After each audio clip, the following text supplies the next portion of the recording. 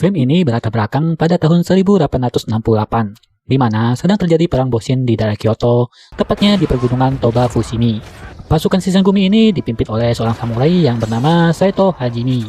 Terlihat, Saito sedang mencari seseorang yang bernama Himura Batosai, atau yang dikenal sebagai Hitokiri Batosai, yang berarti Batosai sang pembantai. Hitokiri Batosai adalah seorang samurai muda dan tangguh. Dia mempunyai keahlian untuk bertarung dan membantai semua lawannya di medan perang.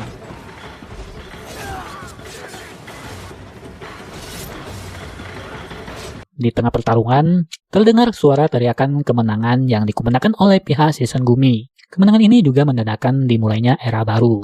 Batosai yang hendak meninggalkan medan perang dihampiri Saito dan menantangnya untuk bertarung. Namun Batosai tidak mempedulikannya. Dia menancapkan katana miliknya di atas tanah, lalu pergi dari sana karena dia tidak ingin bertarung lagi. Setelah perang berakhir, diperlihatkan banyaknya tumpukan mayat yang gugur. Ternyata ada seorang samurai yang masih hidup di sana. Dia bangkit dan tidak sengaja memegang katana yang ditancapkan oleh Batosai. Sesaat, samurai itu bisa merasakan bahwa pemilik katana tersebut adalah Hitokiri Batosai. Scene kemudian berpindah ke 10 tahun kemudian, tepatnya di tahun 1878. Di masa ini, Jepang sudah berkembang lebih jauh. Kini Jepang sudah memasuki masa damainya berkat kepimpinan Laksamana Aritomo Yamagata. Di lain sisi, terdapat seorang pengusaha kaya raya yang bernama Takeda Kanyu. Kekayaannya sebagian besar dia dapatkan dari hasil penjualan obat terlarang yang bernama opium. Suatu ketika, Kanyu yang ingin produksi opiumnya jadi lebih efisien memanggil dua peraciknya menghadap dirinya.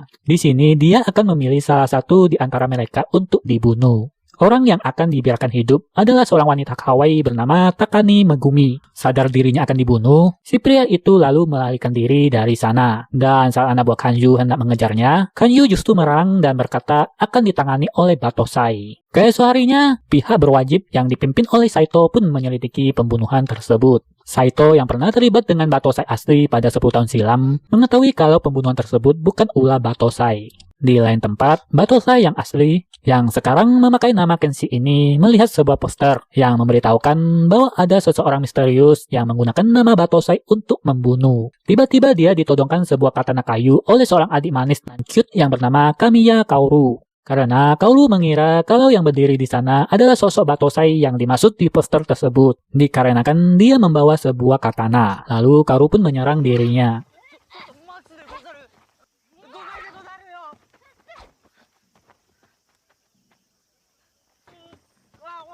Kemudian Kenshin mengaku kalau dirinya hanyalah seorang penggembala. Dia juga memperlihatkan kalau katana miliknya yang diberi nama Sakaba mempunyai sisi tajam yang terbari, sehingga tidak mungkin dia gunakan untuk membunuh orang lain. Mengetahui itu, Kaoru pun mempercayainya.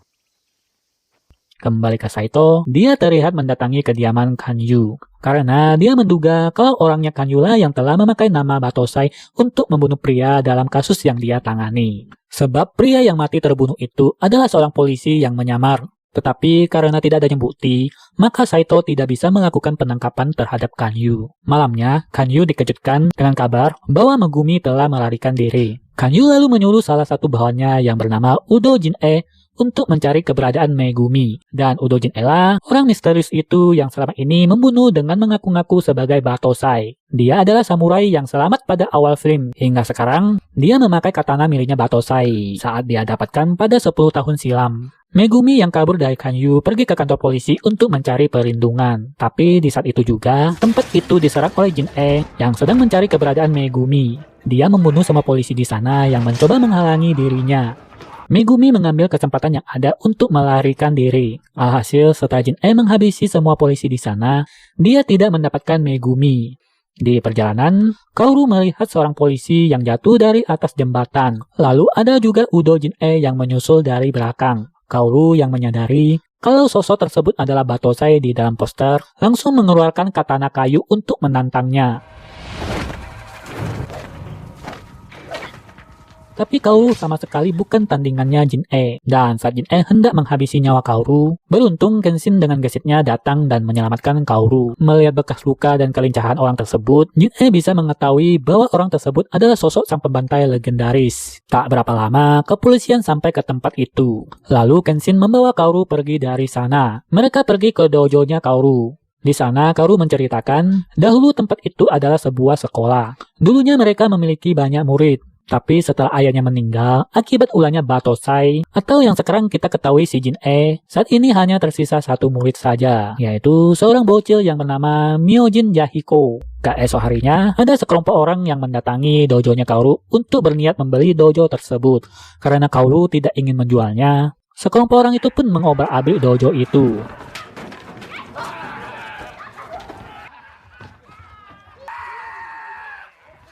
Tak berapa lama, mereka dikagetkan suara abrukan temannya yang dihajar oleh Kenshin. Sekelompok orang itu lalu maju menyerang Kenshin. Meski kalah jumlah, Kenshin dengan mudah mengalahkan mereka.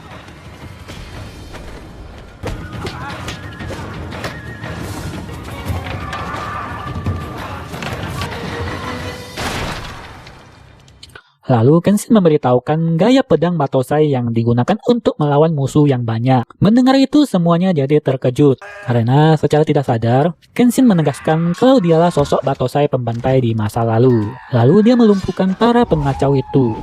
Tak berapa lama, warga dan pihak kepolisian datang untuk mengamankan tempat itu. Kenshin yang tidak ingin dojonya Kaoru dalam masalah, dia menyerahkan dirinya kepada polisi. Sebelum Kenshin dibawa, Kaoru sempat menanyakan nama Kenshin, dan di sini Kenshin mengaku kalau namanya adalah Himura Kenshin, yang berarti jantung pedang. Di penjara, Kenshin dibawa oleh Saito untuk menemui Laksamana Yamagata. Tujuan Yamagata menemui Batosai adalah untuk meminta bantuan Batosai agar dia mau membunuh semua orang yang terlibat dalam pembuatan opium, karena beredarnya obatnya itu dapat menghancurkan negara mereka. Tapi Kenshin menolak permintaan tersebut, karena dia sudah tidak ingin membunuh orang lagi. Saito yang mendengar itu meragukan Kenshin. Dia tidak percaya bahwa hanya dengan sisi pedang terbaik itu, Kenshin dapat melindungi orang lain. Lantas Saito meminta Kenshin untuk membuktikan itu dengan cara bertarung dengan dirinya.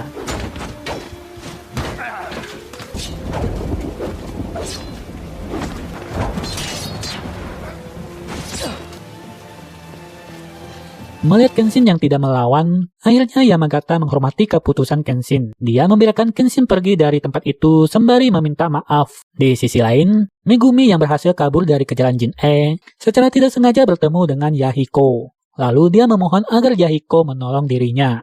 Kembali ke Kenshin, saat dia hendak pergi, ternyata dia sudah ditungguin oleh Kaoru di sana. Lalu Kaoru mengajak Kenshin untuk ikut kembali ke dojo bersama. Sesampai di dojo, ternyata sudah ada Megumi di sana. Megumi lalu memperkenalkan dirinya. Malamnya, mereka pergi ke warteg bahari untuk makan bersama. Lalu datanglah Kanyu berserta anak buahnya. Dia lalu menghampiri Kenshin dan memberikan bayaran yang besar agar Kenshin mau menjadi anak buahnya. Tapi Kenshin menolak tawaran itu, dan datanglah seorang pria yang bernama Sagara Sanosuke. Dia meminta agar Kanyu memperkerjakan dirinya saja. Untuk membuktikan kemampuannya kepada Kanyu, dia menantang Kenshin untuk bertarung. Sanosuke menggunakan pedang raksasa, Sandatonya menyerang Kenshin, tapi Kenshin hanya menghindar. Dia tidak membalas serangan yang dilancarkan oleh Sanosuke. Kenshin lalu bertanya, apakah petarung tangguh seperti Sanosuke ini mau bekerja buat orang seperti Kanyu? Mendengar hal itu, Sanosuke jadinya terdiam. Dia lalu memutuskan untuk menghentikan pertarungan ini. Di sisi lain, Jin-e yang mengaku sebagai Batosai ini melakukan pembantaian kepada para pengacau dojo pada tempo hari. Keesok harinya, terlihat para anggota polisi yang dipimpin oleh Saito sedang menyelidiki pembunuhan tersebut. Kenshin yang berada di sana melihat salah satu anggota keluarga korban yang sedang menangis. Hal itu membuat dia teringat akan masa lalunya, di mana pada waktu itu, Kenshin yang sedang membantai sekelompok orang, terdapat salah satu pria di antara mereka yang begitu berani. Demi orang yang dia sayang dan ingin tetap hidup, pria itu terus berusaha bangkit dan melawan Kenshin.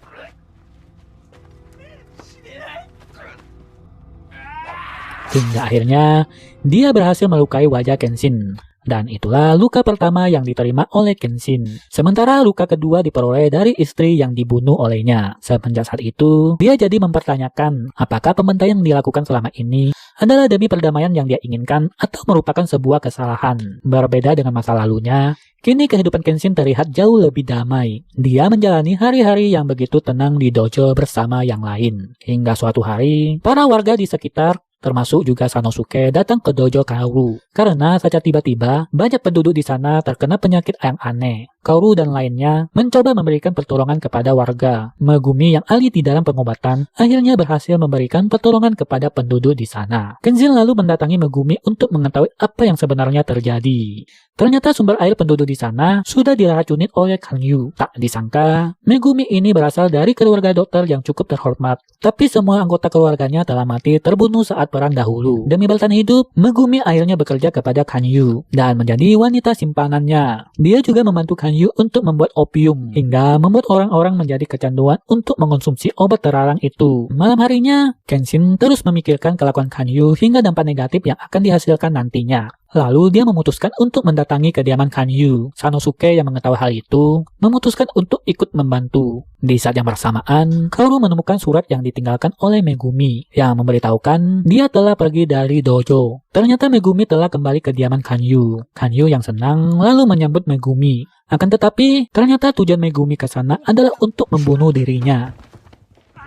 Sayangnya, aksi Megumi berhasil digagalkan oleh anak buah Kanyu. Lalu Megumi pun dihajar oleh Kanyu. Tak berapa lama, Kenshin dan Sanosuke akhirnya sampai ke tempat tersebut. Pertarungan melawan anak buahnya Kanyu pun terjadi di sana.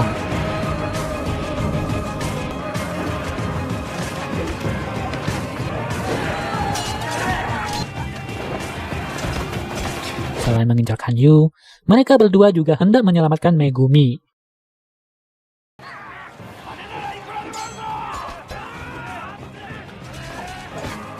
Anak buah Kanyu bukanlah lawan yang sepadan buat Kenshin dan Sanosuke, sehingga semuanya begitu mudah dikalahkan. Sesampai di dalam kediaman Kanyu, Sanosuke berhadapan seorang petarung tangguh yang bernama Inui Baichin, sedangkan Kenshin di atas berhadapan dengan anak buah yang lainnya bernama Gein. Awalnya Kenshin diberi kewalahan untuk menghindari tembakan dari lawannya, tapi setelah berhasil mendekatkan jarak dengan lawan, Kenshin akhirnya bisa dengan leluasa bertarung dengan lawannya.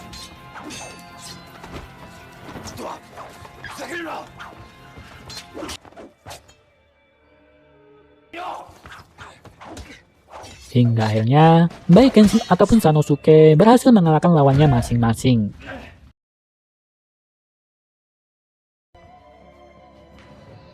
Mereka berdua lanjut mencari keberadaan Kanyu. Saat sampai di depan ruangan Kanyu, tidak disangka mereka berdua diberondong tembakan dari ala dalam ruangan. Beruntung mereka bisa singgap menghindarinya dan tanpa terluka. Lalu tak disangka, Saito yang sudah dihubungi oleh Kaoru juga sampai di tempat itu. Dia lalu menjelaskan cara kerja senjata yang dipakai oleh Kanyu. Mengetahui kelemahan senjata itu, Sanosuke dan Kenshin pura-pura menyerah kepada Kanyu. Saat Kanyu lengah, Sanosuke lalu menyerang di susul Kenshin dan Saito.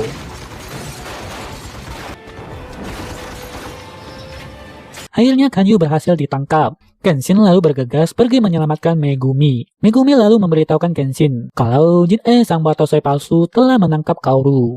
Alasan Jin-e mencuri Kaoru adalah untuk memancing kemarahan Kenshin dan berharap Kenshin akan menjadi seperti dirinya dahulu, yaitu batosai sang pembantai. Karena Jin-e sangat terobsesi bertarung dengan Kenshin dengan versi batosai sang pembantai. Tak berapa lama, Kenshin pun sampai di tempat itu. Jin-e lalu menyerang Kenshin dan terjadilah pertarungan sengit antara mereka berdua.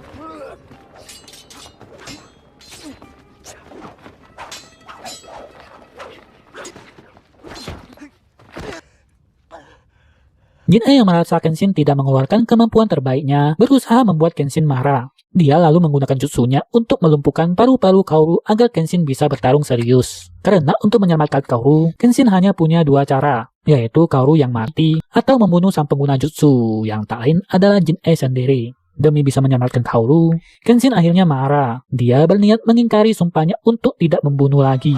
Akhirnya Kenshin mulai bertarung dengan serius.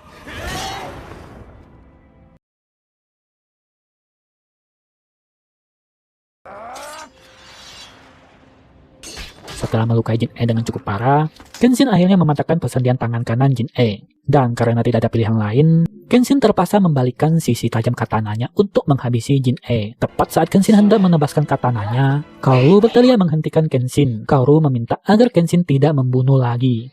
Tiba-tiba Jin-e malah menghabisi nyawanya sendiri. Kenshin lalu membawa Kaoru pergi dari tempat itu untuk kembali ke dojo. Singkat cerita, Kaoru yang sudah tersadar terus mencari Kenshin yang telah hilang dari dojonya. Karena Kaoru mengira Kenshin akan kembali menggembala dan meninggalkan dirinya. Tapi ternyata Kenshin yang menghilang hanya untuk pergi mengambil beberapa bahan makanan. Dan di dojo, sekarang sudah ada Kenshin, Kaoru, Megumi, Sanosuke, dan juga Yahiko tinggal bersama. Dan film pun tamat. Oke, itulah rangkuman film yang berjudul Rurouni Kenshin Origin 2012.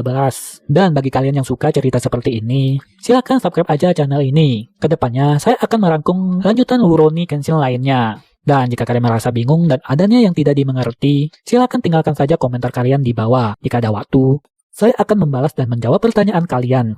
Sampai jumpa di video selanjutnya. Bye!